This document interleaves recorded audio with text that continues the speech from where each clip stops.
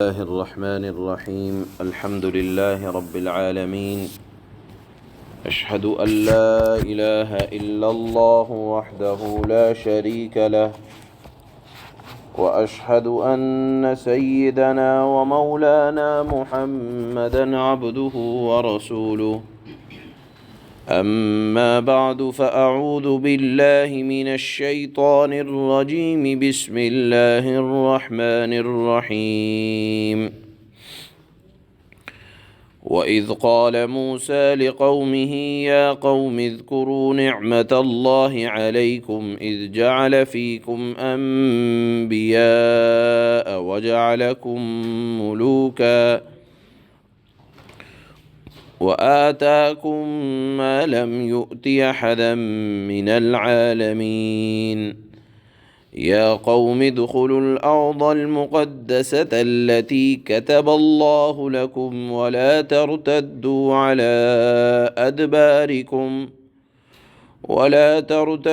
على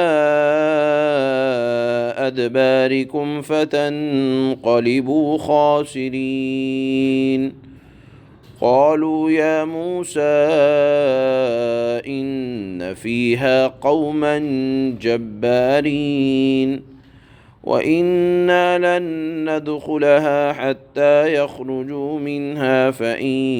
يخرجوا منها فإنا داخلون قال رجلان من الذين يخافون أنعم الله عليهم ادخلوا عليهم الباب فإذا دخلتموه فإنكم غالبون وعلى الله فتوكلوا إن كنتم مؤمنين صدق الله مولانا العلي العظيم۔ ان آیات میں اللہ تعالیٰ نے بنی اسرائیل یعنی حضرت موسیٰ علیہ السلام کی قوم کی نافرمانی کا ذکر فرمایا ہے۔ اللہ تعالیٰ نے ان کی نافرمانیوں کو سورہ بقرہ میں بھی بیان فرمایا اور مختلف جگہ امت کی تعلیم کے لیے ارشاد فرمایا ہے کہ دیکھو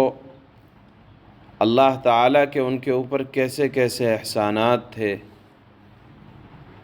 لیکن ان احسانات کے نتیجے میں اللہ کی اطاعت کے بجائے ان لوگوں نے نافرمانی اور سرکشی کی انتہا کی۔ ان آیات میں جو واقعہ اللہ نے بیان فرمایا ہے اس کا حاصل یہ ہے کہ ہم جانتے ہیں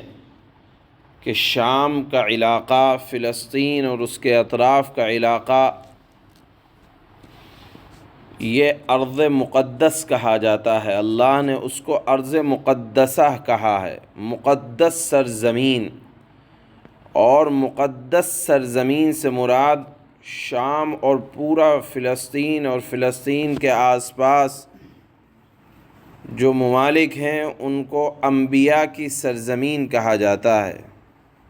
چونکہ اللہ تعالیٰ نے اس علاقے کو انبیاء کرام کے بھیجے جانے کے لیے منتخب فرمایا تھا، اس لیے اس کو مقدس کہا جاتا ہے۔ حضرت ابراہیم علیہ السلام عراق میں جب ان کی بات کو ان کی اولاد نے نہ مانا تو انہوں نے بھی شام کے علاقے کو اپنا مسکن بنایا، لیکن آپ جانتے ہیں کہ حضرت ابراہیم علیہ السلام کے پوتے حضرت یعقوب علیہ السلام جن کا لقب اسرائیل تھا، یہ حضرات وہاں رہتے رہے اور پھر زمانہ آیا حضرت یوسف علیہ السلام کا، شام کے علاقے میں قحط پڑا، حضرت یوسف بادشاہ بنے مصر کے۔ حضرت یوسف علیہ السلام نے اپنے تمام بھائیوں کو بلا کر مصر میں آباد کر دیا، واقعہ بڑا مشہور ہے۔ اولاد وہاں رہنے لگی، پھر آگے چل کر ایک بادشاہ وہاں مسلط ہوا جس کو فرعون کہا جاتا ہے۔ فرعون نے بنی اسرائیل پر بے انتہا ظلم کیا، اور پھر اللہ تعالیٰ نے فرعون سے نجات کے لیے وہاں پیغمبر بھیجے حضرت موسیٰ علیہ السلام۔ حضرت موسیٰ علیہ السلام نے محنت کی، بالآخر قصہ مختصر کہ اپنی قوم کو لے کے مصر سے نکلے اور بحر قلزم جو دریا تھا اس کو پار کر لیا، فرعون اس کے اندر ڈوب گیا۔ تو اب پار کرنے کے بعد اللہ تعالیٰ نے بنی اسرائیل سے کہا کہ میں نے تمہارے جد امجد سے وعدہ کیا تھا کہ ہم تم کو ارض مقدس یعنی شام اور فلسطین کے علاقے کا وارث بنائیں گے، وہ علاقہ تمہارے قبضے میں آئے گا، کیونکہ وہ ارض مقدس ہے اور فرعون کا لشکر اب غرق ہو گیا ہے۔ اب واپس وہاں نہ جانا، بلکہ تم فلسطین میں جا کر آباد ہو جانا، اور فلسطین میں ایک ظالم قوم کا قبضہ ہے جس کا نام ہے عمالقہ۔ یہ قوم عاد کی نسل سے تھے، بڑے ڈیل ڈول تھے، طاقت کے اعتبار سے بڑے مضبوط، جسم کے لمبے تڑنگے۔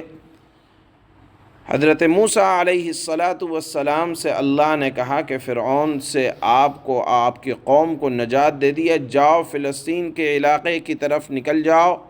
وہاں جا کر آباد ہو جاؤ، واپس مصر نہ جانا، اس لیے کہ تمہارے آباء و اجداد کی زمین وہ فلسطین کا علاقہ ہے، شام کا علاقہ ہے، وہاں جا کر آباد ہو۔ اور دیکھو یہ دینی اعتبار سے بھی بڑی مقدس ہے اور دنیاوی اسباب کے لحاظ سے بھی فلسطین کا علاقہ، وہاں کی بود و باش، وہاں کا رہن سہن، وہاں کی آب و ہوا صحت کے لیے انتہائی مفید ہے، اور تمہارے آباء و اجداد کا وہ وطن ہے۔ جاؤ اپنے آباء و اجداد کے وطن کو جا کر آباد کرو، اور وہاں جو ظالم قوم ہے جس نے ظلم کر رکھا ہے فلسطین کے علاقے میں، ان سے جا کر جہاد کرو اور اپنی زمین کو آباد کرو۔ بہرحال حضرت موسیٰ علیہ السلام نے، چونکہ بنی اسرائیل کے 12 خاندان تھے، 12 خاندان کے حضرت موسیٰ نے 12 سرداروں کو متعین کر رکھا تھا، ان سے رائے لینے کے لیے ان کو بلایا اور کہا کہ جاؤ اپنے خاندان والوں سے کہو کہ اللہ کا یہ حکم ہے، جس اللہ نے فرعون سے نجات دلائی ہے، اس اللہ کا وعدہ ہے کہ وہ تمہیں اس کے اندر داخل کرے گا، اور فَإِذَا دَخَلْتُمُوهُ، اس شہر کے اندر جب تم داخل ہو جاؤ گے تو تم غالب ہوگے، تمہاری فتح ہوگی، یہ اللہ کا وعدہ ہے۔ اور حضرت موسیٰ نے پہلے ہی 12 سرداروں سے یہ کہا کہ دیکھو اپنے خاندان والوں سے جا کر یہ مت کہنا کہ وہ طاقت کے اعتبار سے ان کا جسم ایسا ہے، وہ اتنے لمبے تڑنگے ہیں، ہاں ان سے فلسطین کی خوبیاں بیان کرنا، اس سرزمین کے بارے میں بتانا کہ وہاں کی پیداوار ایسی ہے، وہاں کی بود و باش ایسی ہے۔ بہرحال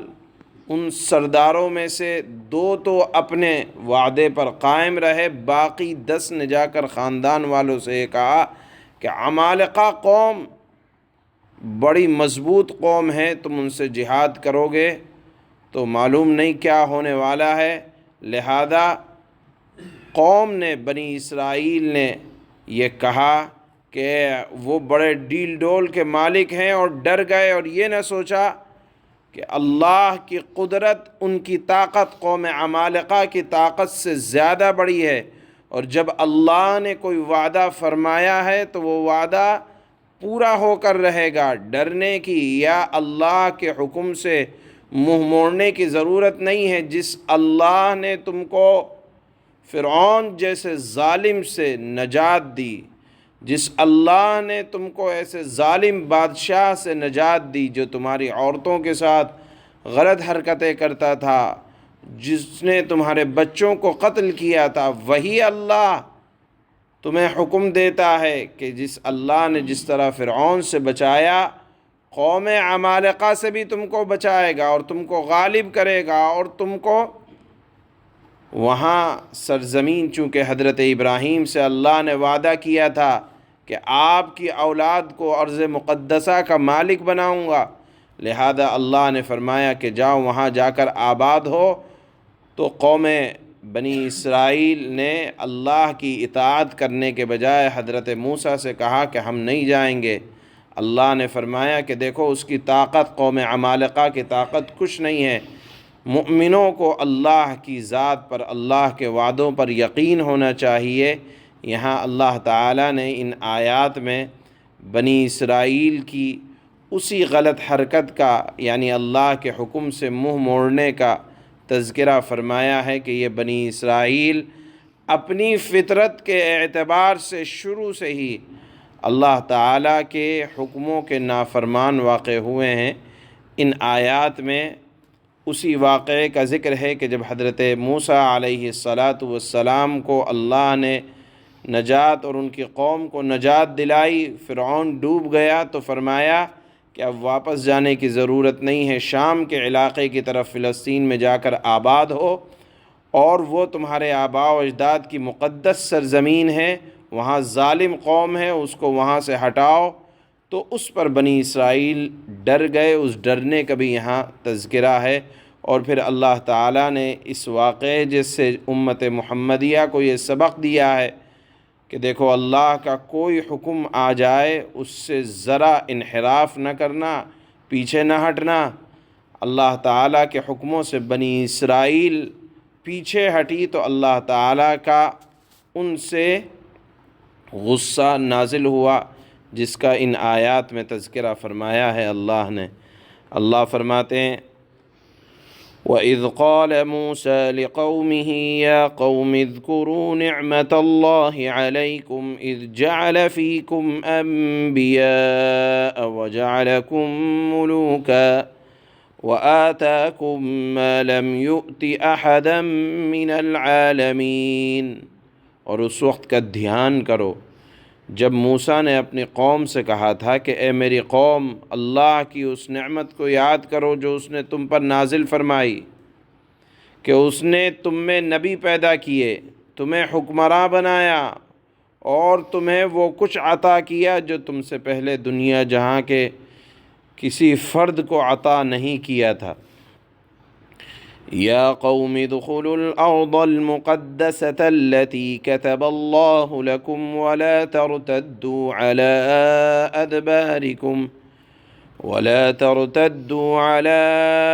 أدباركم فتنقلبوا خاسرين۔ اے میری قوم، حضرت موسیٰ نے فرمایا کہ اے میری قوم، اس مقدس سرزمین میں داخل ہو جاؤ جو اللہ نے تمہارے واسطے لکھ دی ہے، اور اپنی پشت کے بل پیچھے نہ لوٹو، یعنی مصر کی طرف نہ آنا، ورنہ اگر تم پلٹے اور اللہ کے حکم سے تم نے انحراف کیا تو نامراد ہو جاؤ گے، یعنی کامیاب نہ ہو سکو گے، خاسر، خائب و خاسر ہو جاؤ گے، ناکام ہو جاؤ گے اللہ کے حکم سے پلٹنے کی وجہ سے۔ قالوا يا موسى إن فيها قوما جبارين وإنا لن ندخلها حتى يخرجوا منها فإن يخرجوا منها فإنا داخلون۔ اس فرمائش پر، حضرت موسیٰ کے اس کہنے پر قوم کے لوگ بولے اے موسیٰ، اس ملک میں تو بڑے طاقتور لوگ رہتے ہیں، اور جب تک وہ لوگ وہاں سے نہ نکل جائیں ہم ہرگز اس میں داخل نہیں ہوں گے، ہاں اگر وہ وہاں سے نکل جائیں تو بے شک ہم اس میں داخل ہو جائیں گے۔ قال رجلان من الذين يخافون أنعم الله عليهم ادخلوا عليهم الباب فإذا دخلتموه فإنكم غالبون وعلى الله فتوكلوا إن كنتم مؤمنين۔ جو لوگ خدا کا خوف رکھتے تھے ان میں سے دو مرد جن کو اللہ نے اپنے فضل سے نوازا تھا، مراد وہی دونوں نیک لوگ ہیں۔ یہاں ایک ہے حضرت یوشع علیہ السلام، اور حضرت کا ایک حضرت اور تھے جو حضرت موسیٰ علیہ السلام کے ساتھ ہمیشہ وفادار رہتے تھے۔ بعد میں اللہ نے ان کو بھی نبوت سے سرفراز فرمایا۔ انہوں نے اپنی قوم سے کہا کہ دیکھو تم کو اللہ کی ذات پر بھروسہ ہونا چاہیے۔ انہی دو خوش نصیب لوگوں کا ذکر اللہ نے یہاں فرمایا۔ اللہ فرماتے ہیں جو لوگ خدا کا خوف رکھتے تھے ان میں سے دو مرد جن کو اللہ نے اپنے فضل سے نوازا تھا، بول اٹھے قوم سے کہ تم ان پر چڑھائی کر کے شہر کے دروازے میں گھس تو جاؤ، جب گھس جاؤ گے، داخل ہو جاؤ گے تو تم ہی غالب رہو گے، اس لیے کہ اللہ کا وعدہ ہے، اور اپنا بھروسہ صرف اللہ کی ذات پر رکھو اگر تم واقعی صاحب ایمان ہو۔ سبحان اللہ۔